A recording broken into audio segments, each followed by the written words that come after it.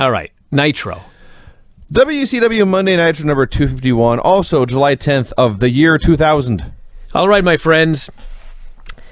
This is the night after the famous Bash at the Beach pay-per-view in the year 2000. The announcer said there was a lot they could not talk about, and the only way that you could relive it was to watch the replay. That was amazing. Okay. We legally cannot talk about this, but we can sell it to you.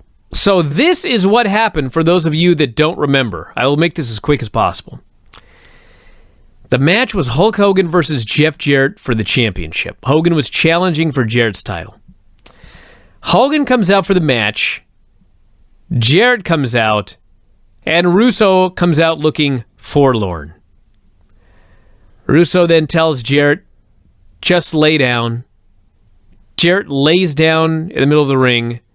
Hogan puts his foot on Jarrett's chest and he pins him. You, the fans, are supposed to believe that Hogan demanded to win this match, his creative control clause, and so Russo fucked him by having Jarrett not do a match and just lay down for Hulk Hogan. So, Russo then comes out later, and in case you are actually that stupid to not understand what's going on, he explains it to you. He says that Hogan used his creative control card to call the shots, and Jarrett laid down for him. And here's the key, everybody. This was all a work. It was all a storyline. Until Russo did this promo, and he called Hulk Hogan a big, bald son of a bitch. As it turns out, Hogan got very upset about this. He legitimately felt that Vince Russo went too far in this promo, disparaged him, called him bald, made him look bad, and as a result, because of this work, Hogan quit, and he filed a legitimate real-life lawsuit against Vince Russo. And this was, in fact, the end of Hulk Hogan in World Championship Wrestling. So that's what happened. That's what happened leading to where we are now. Booker later in the night beat Jeff Jarrett to become the new champion.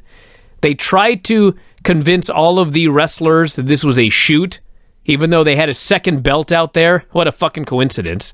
And, of course, nobody believed it.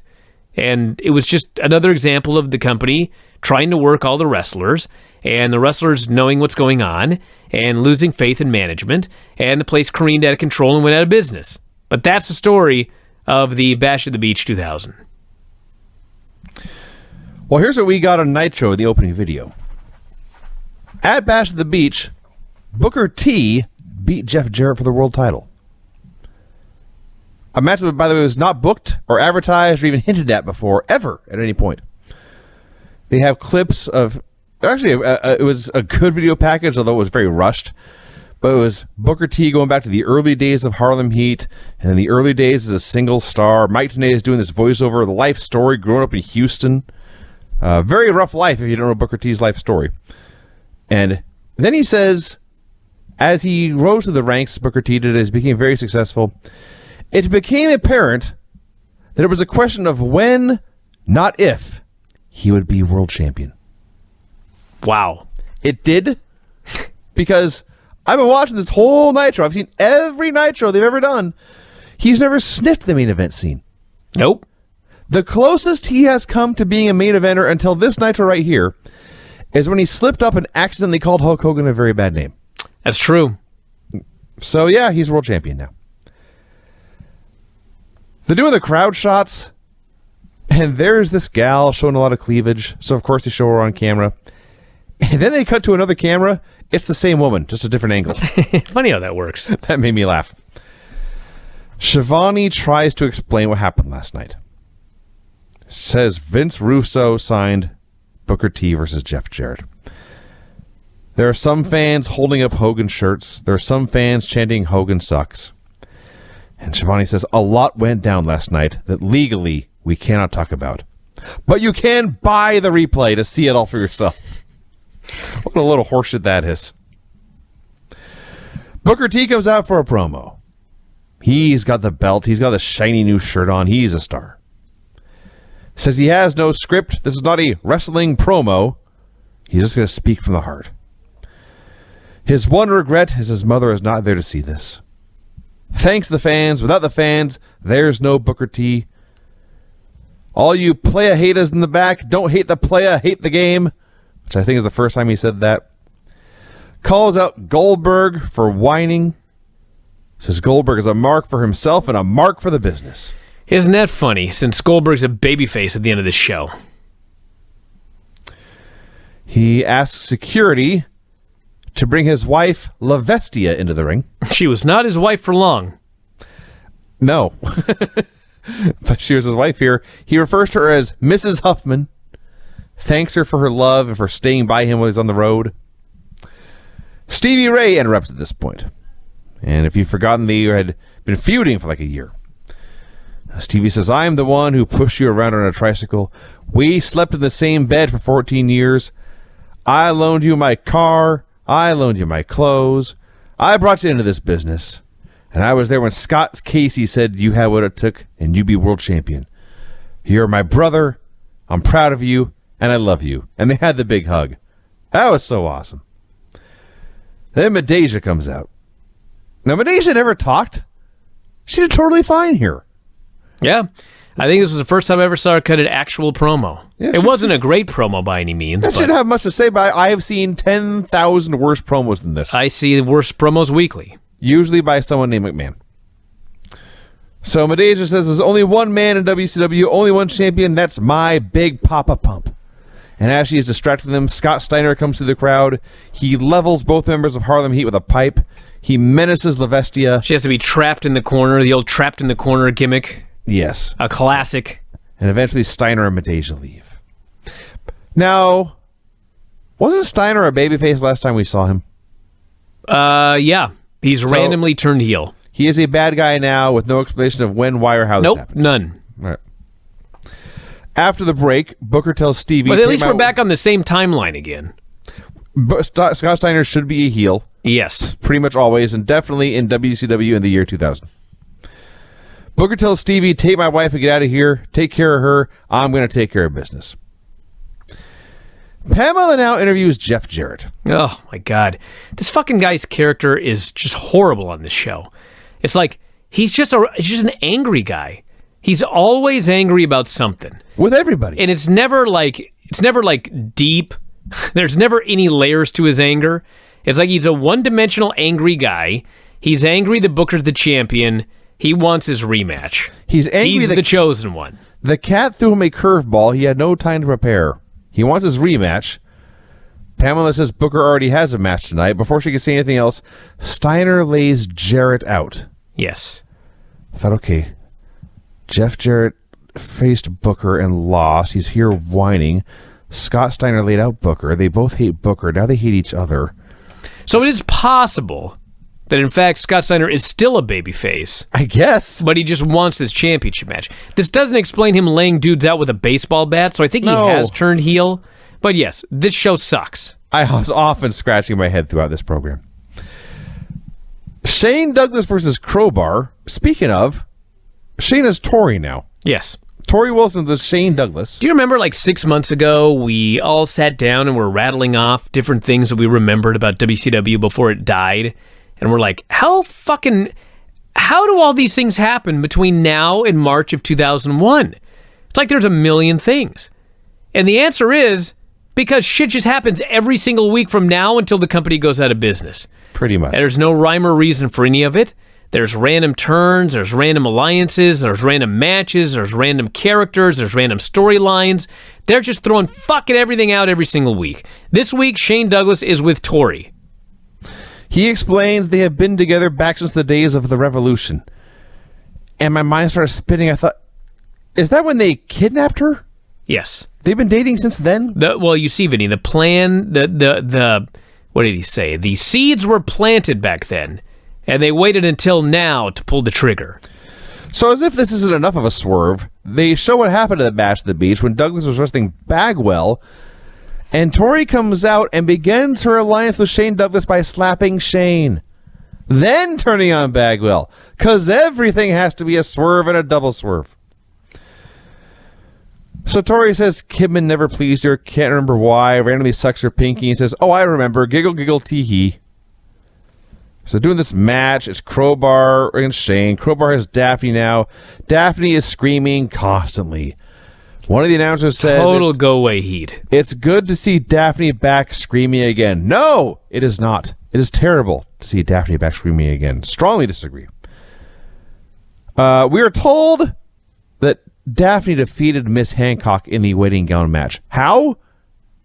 Miss Hancock tore her own dress off. Wow. Thank God we did not watch this show. Oh, I can't even imagine.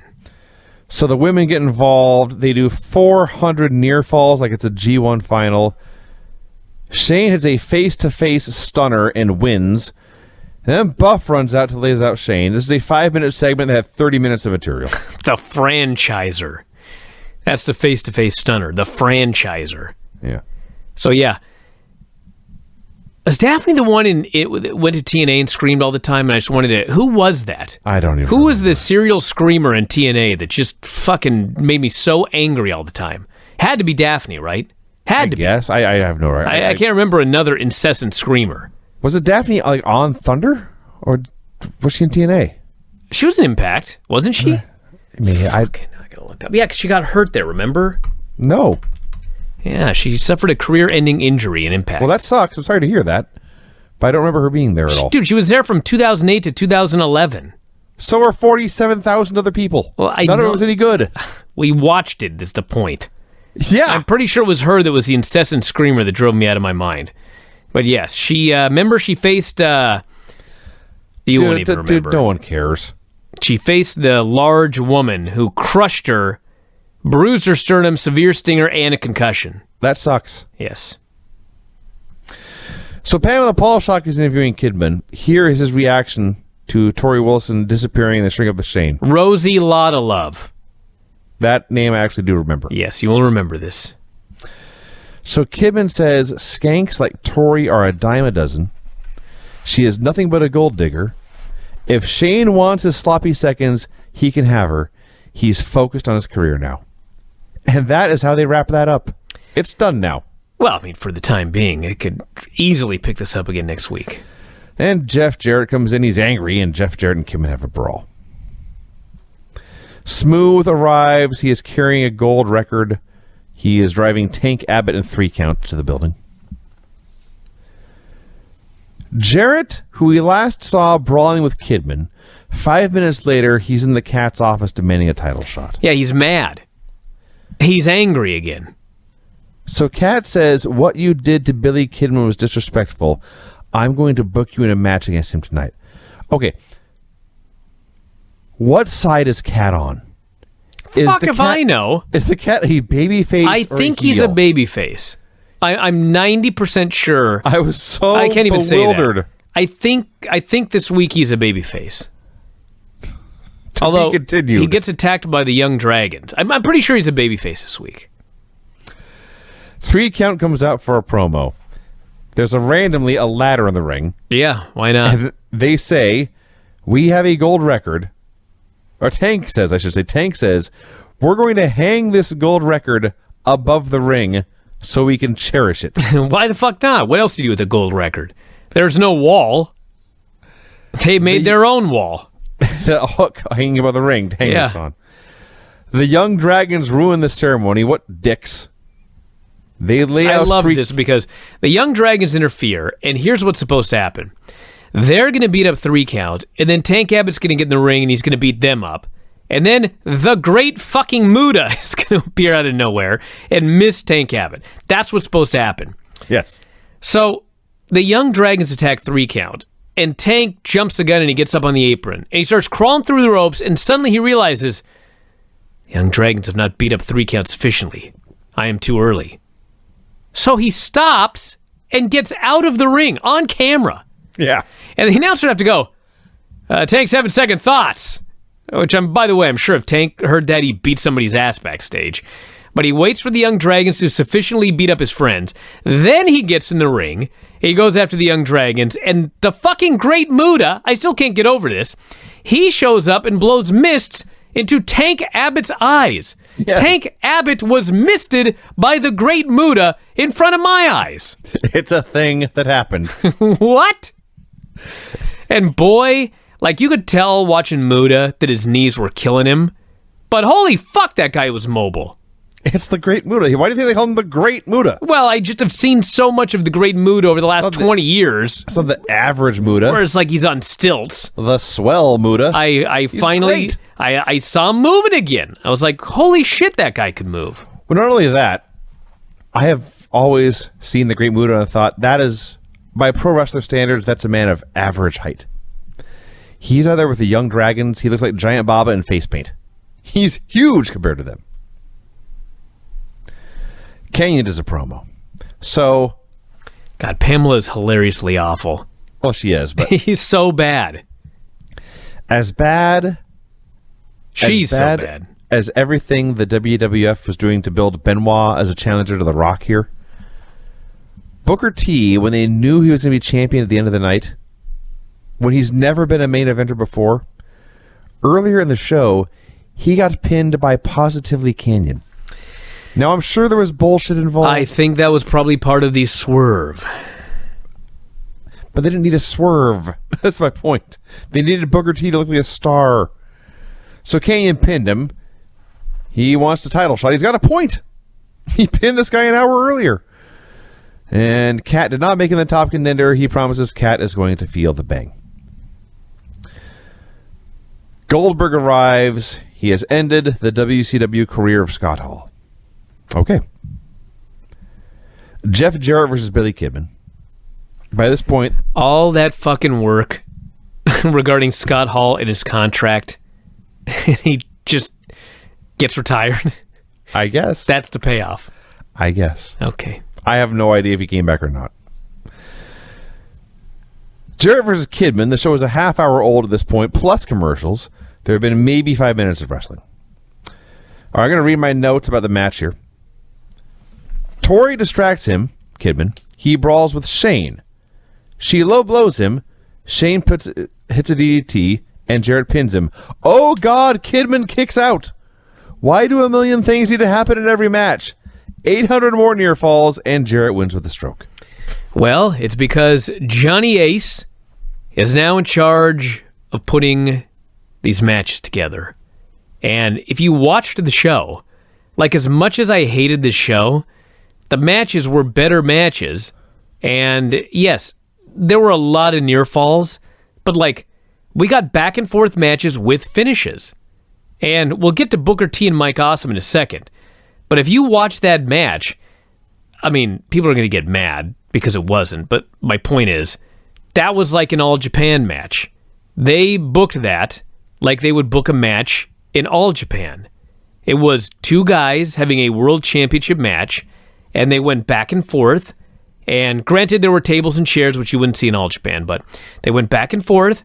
They beat each other up, and then the champion hit 5 straight moves on the challenger and then pinned him. That did happen. And was the better man. It is totally different than anything that we have ever seen on Nitro before. And I liked it. I see your point.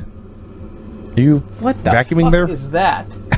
Goddamn hot water heaters just happens to be right behind my desk. Tremendous. That's tremendous. Fuck. Okay, so yes, there's. I thought it was overkill. Is all I'm saying. There's way too many near falls. Well, it was overkill in this match. It wasn't overkill in the Booker T match. No, the Booker T match was very good. This match was just nothing but near falls. And the bigger point is, why do an interference where a guy gets low blowed and then DDT to the floor if it's not even close to the finish? The match went 4 more minutes after that. What's the point of even doing interference if it's not? Anyway, I don't know. Steiner destroys Canyon backstage. Great. That's swell. Steiner's me. Mike Awesome. I meant to write flirting, but it came out as feuding. But he's backstage talking to a heavy-set gal. Nitro Girl Beef. That's what we were told is her name. Excuse me? There's now a Nitro Girl Beef? Nitro Girl named Beef. Okay, that's funny. Come on. That is funny. Nitro Girl Beef. Yes, out of nowhere, Mike Awesome is now the fat chick Thrilla. Yeah. So the cat... Okay, hold on a minute. Remember everybody that was talking about how there was a Booker T. Mike Awesome world title match? Okay, yeah. Right before that match, okay? I am not making this up. Shat shows up and says, I stripped Scott Steiner of the U.S. title last night because he wouldn't listen to me. And I am now here to present this belt to you, Mike Awesome. You are the new United States champion. Mike Awesome says, excuse me, Beef. Shat, I don't deserve this title. Thanks, but no thanks. I deserve nothing. If I am going to be the champion, then I need to earn it.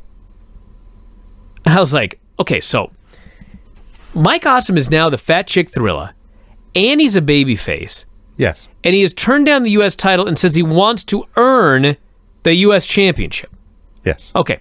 They go to commercial and come back, and it's Booker T versus Mike Awesome for the world title.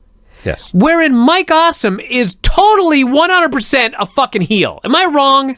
No, that happened. What in the fuck was going on here? I thought that, like, there was a glitch, and I had been watching one show, and then suddenly I was watching another show. No. But lo, I was not. That's what was supposed to happen. These things happened in this order in succession. And it was their plan. It's what they wanted to happen. Now, the match was great, but great TV what match. in the fucking fuck was this? I hate this show. It's WCW the world in the year 2000. So, they had a great TV match. Booker T hit his move and won. They did mention here during this match that for all the wins that Bill Goldberg has, he has never beaten Booker T. What an easy, simple carrot to dangle. So Booker wins with the bookend, which is his finish now. And then Steiner attacks because 5 million things must happen in every segment of the show. And then, who should save but Mike Awesome? He went from a heel last night to a babyface with the cat to a heel against Booker T to a babyface with Booker T in the same segment. That happened. No wonder I couldn't follow anything on the show. I must talk about the next segment. I loved this next segment. Shaq comes down and he gets in the ring. He says, I am the commissioner. People need to stop disrespecting me. Don't ever do what you want to do when you want to do it. I'm in charge. Scott Steiner, he says, get your ass out here. And I thought, wow. I mean, if I were to call it Scott Steiner, I could think of a lot of things I'd say. Get your ass out here, low on the list. This man's got some balls. Little did I know. Scott Steiner comes down to the ring, and he's big, and he's mean, and he's jacked up, and he's crazy. He's running over construction guys in real life. He fucking gets on the mic, and he says, Shat, you have 3 seconds to give me a world title shot, or I'm going to shove that microphone right up your ass. Ernest the fucking Cat Miller says, and this is a direct quote, word for word. Ernest the Shat Miller said this to Scott Steiner. He says, you know, I call you out here for one reason, you stupid bitch. And the reason I call you out here is because I'm going to do what nobody else done. I'm going to beat your ass myself. I fucking almost fell out of my chair. I was like, do you have a fucking death wish? Holy shit. I rewound it and I listened to it again. I was crying after I heard it the second time. Scott Steiner beat the shit out of this guy. He beat the fuck out of the cat. He left him for a dead man. And Booker finally runs down to make the save. Then Canyon runs in, then Jeff Jarrett. And somehow Shat's still alive. And he signs them all to a three-way. And then, of course, Goldberg's music hits. He wants in. And Shat makes it a 4-way. There's a 4-way match. Winner is going to New Blood Rising and getting a championship match. Shat was fucking amazing in this segment. He was amazing. That all happened. I loved it. But again, we were left with Steiner kills the cat, Booker makes a save, Kanyon attacks Booker, Steiner attacks Kanyon, Jarrett attacks Steiner.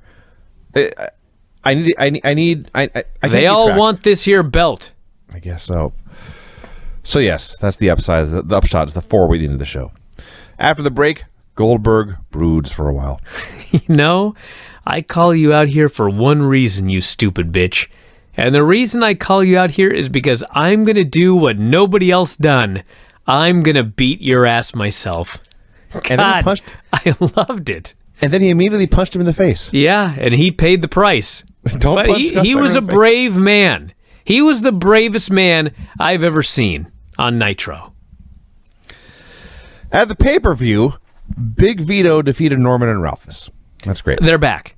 Yep. Remember when they got fired? And they were living on the street? Vaguely, yeah.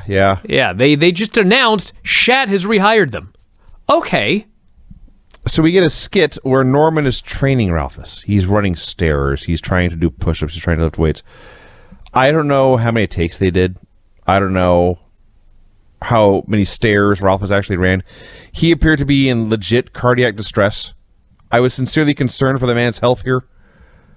This is not good. And it went a long time, too. It leads to Big Vito versus Norman Smiley, although I guess Ralphus was in it, too. I am so over year 2000 hardcore matches. They brawled everywhere. They hit each other with shit. Wasn't any good. Here's the finish. Ralphus is on a table. Vito does a top rope splash and puts Ralphus at the table. And he's on top. So the ref says, well, that man's on top of that man and his shoulders are down. I shall count a pin. And he drops and starts to count 1 and 2. But this is not the finish. So Vito has to pop up to his feet. Okay. Then Norman hits Vito with a chair and begins to dance. Vito collapses and falls on top of Ralphus, and the ref counts 3, and Vito wins anyway. Why didn't Vito just pin the fucking guy? I have no idea. This was horrible. Why? You know what? I do know. Because, Brian, 500,000 things have to happen in every segment. Not enough had happened yet. We needed more shit to happen before they could do a finish. Yeah, giant screaming thumbs down to that entire segment. My favorite thing on the show then happened. It also involved the cat. He is randomly walking backstage when music begins to play. And he can hear it, by the way. He can hear this music. The young dragons, one at a time, ambush him. He goes all Jackie Chan on them, beats their ass, and leaves them. I laughed, and I laughed, and I laughed. Cat versus Young Dragons is so much fun. Paisley needs the artist's shirt to be ironed. She goes into wardrobe where she meets Kiwi. Kiwi has debuted. He's just here now. He's just a guy in wardrobe. Although really I should be happy because this leads to the greatest spear Bill Goldberg ever did to Kiwi. Do you not remember this? I remember it happened, but I can't see it in my brain. Kiwi, I will spoil it for everyone because I'll never forget it. Kiwi tried some sort of springboard move, and as he is flying back through the sky towards Goldberg, Goldberg hits a spear and sends him flying back even faster the other way. It just cuts him in half. It's amazing. Paisley, by the way, smitten by Kiwi. Lenny Lane is still around. He's in the crowd holding a sign saying, "Use me." Madden tells the story. He's under contract, and they're not doing anything with him. Fuck. Welcome to 300 other guys. Not only that. And Lenny Lane sucked. That's the nicest way possible. That is the bigger point. There's a reason he's not being used on TV. He's no good. So Lance Storm comes out. He is being a dick. He tells the fans, I don't dance, I don't sing, all I do is wrestle. And being Canadian, that's why I do that the best. Fans, please stand for the Canadian anthem. So he came out here, he scolded the fans and lectured them about what they should be enjoying. He played the national anthem of a foreign country. He did everything he could do to get them to boo him. And then there's a match with the artist where he's the babyface. And I don't want to alarm you, nobody cared about the match. Paisley's on commentary, more entertaining and insightful than any WWE announcer currently under contract. Oh man, she's doing commentary, and all these dudes are lusting over Paisley. It's grinding my gears.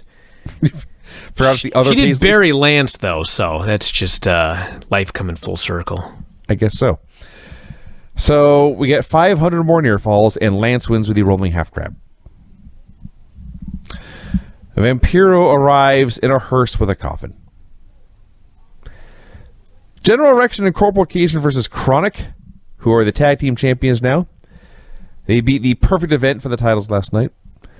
Juventud Guerrera on commentary, thank God. Just leave him on the mic the whole time. Entertain me. All these jabronis in the ring, he says, they sucks. Maybe that's why I'm talking the way I'm talking tonight. I listened to Hoovy tonight. They sucks because the Jew says so. Says this match is boring. It's in slow motion. It's not juicy. So the animals approach the ring. Jindrak and O'Hare attack them. They both in the crowd. 500 things must happen. Match keeps going. 700 near falls going on. So Chronic's got a new move. The idea is Adams will do a power bomb, and as he hauls the guy up for the power bomb, Clark will do a top rope lariat. Okay, great. It's a doomsday device. This is their finish. Yeah. Not just a move. It's their finish. Yeah. Now, before you get to their finish, this match was so bad, everybody. It was horrible. Ray and Hoovy are at ringside, and Jindrak and O'Hare run out and attack them. Ray and Hoovy hadn't even tried to interfere. They literally just got off headsets and they were attacked by these two madmen. Match is horrible. Brian Adams is awful. Brian Clark makes a comeback. He's absolutely wretched. Chronic then goes for their new finish. Their new finish. Not some random move in the middle of the match. This is their finish. What happens, Vinny? So Brian Adams lifts, I presume it was Corporal Cajun, lifts him up for a power bomb and he's standing there. And Brian Clark's on the top rope. Thinking, okay, he'll do a clothesline. It'll be like the doomsday device with the guy facing the other way, and that's fine. And then Adams, loses his balance and falls backwards. And Cajun hits the turnbuckle. Clark goes flying through the air. I don't think he hit anybody. They're all lying on the mat. They fucked up their own finish. To an unrecognizable degree. They just leaped and everyone fell down, and then they covered. And they pinned him. That was the finish. Their own finish fucked up. Their finish was the botched spot. This was one of the worst matches in WCW in the year 2000. It was miserable. Horrendous. That's exactly the word I used, actually, the finish report. We see Vampiro backstage nuzzling his casket. Oh, my God. Then we get this fucking Vampiro. Okay, segment. so he's got a casket. The fucking demon, Dale Torborg, gets out of it. Apparently they had a match last night, but now they're buddies. Sting got thrown off the Titantron and was burnt to a crisp, I guess. I don't even know how. I just remember it happened. So Asia gets in the ring. She's trying to pull Torborg out of the ring. Vamp tells him to beat his wife. That's literally what he says. Beat her and choke her. Yeah. Be a man. So, and I'm not even making this up. The lights are out, but they go out. Yeah. Here's the thing. There's, purple shades in the crowd, but the ring is in pitch blackness. You can't see what's going on. Fans are booing because they can't see anything. I'm watching on TV. I can make out 3 hominids in the ring. I can't tell if they're actually living or mannequins or what, but there's... The lights are out. They go out. Then there's lightning. And I think I had an epileptic seizure in the middle of this. I'm not sure. But there's a man in the ring. All you can see is his nose. We're told it's Sting. He beats everybody up. And they talk about how he's been burned. What does he look like under that mask? And he leaves. He was thrown off the top of the Titantron on fire through the stage yesterday. Today, he's wearing a ski mask. To be fair, Brian. He's fine. To be fair, the burning and the falling was at the pay-per-view before this. What? Yes. I thought they said it was yesterday. It was not yesterday. It was, 3 weeks ago, whatever that was. All right, fine. Still sucks. This is dumb. And by the way, are you aware that Demon and Asia are still married today? Did not know that. They lived happily ever after. That's excellent news. A country and a demon. That's fantastic. A continent and a demon. Yeah, exactly. So what happened here was a guy who you could only see his nose was using a baseball bat and hitting stinger splashes. And the announcers are saying, well, that's clearly Sting. You can tell from the body language. There's no question it's Sting. But the fans are either booing or in complete silence because they can't see anything and they don't know it's Sting. WCW, everyone.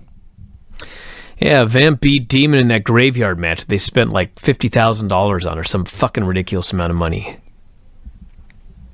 It's time for the four-way. It's only been an hour. I could not remember for the life of me who the fourth person was. I remember Jarrett, Steiner, and Goldberg. I'm like, is Kibben in this? Shane Douglas? Who the hell is the fourth man? And then Canyon came out. I totally forgot about him.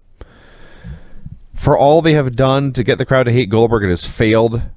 They love him to death. It's all him on the apron as the other guys tag themselves in and do stuff. Finally, he tags in, gets one spear, the place goes crazy. Hits the jackhammer. Steiner breaks at the pin. Then we get Steiner and Goldberg. Now everyone's on their feet, and suddenly Nitro's a hot show all over again. It's like the past year never happened. So they're killing each other, and as they're killing each other, Jarrett steals the pin on Canyon and wins. And that is how they set up the top contender for a pay-per-view. Okay, so I know you guys are aware of this, but this company lost $62 million in the year 2000. $62 million. And the reason for that is because nobody was buying their pay-per-views anymore, and nobody was going to their shows anymore, and nobody was buying merchandise or anything, okay? So their buy rates are already fucking shit, okay? So they got New Blood Rising coming up, and Jeff Jarrett is the number one contender again to Booker T. Not Scott Steiner, not fucking Goldberg, not Sting. Jeff Jarrett is the number one contender for the World Championship. I shake my head. They're dead, Brian.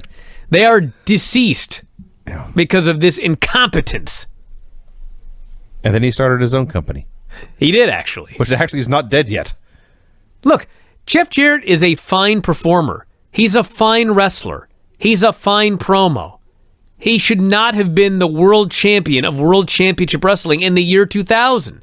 It's a disaster. You know what just occurred to me? It's actually really old news at this point, but it just occurred to me. Impact Wrestling, or TNA, or whatever you want to call it, that company has been alive much longer than World Championship Wrestling was alive.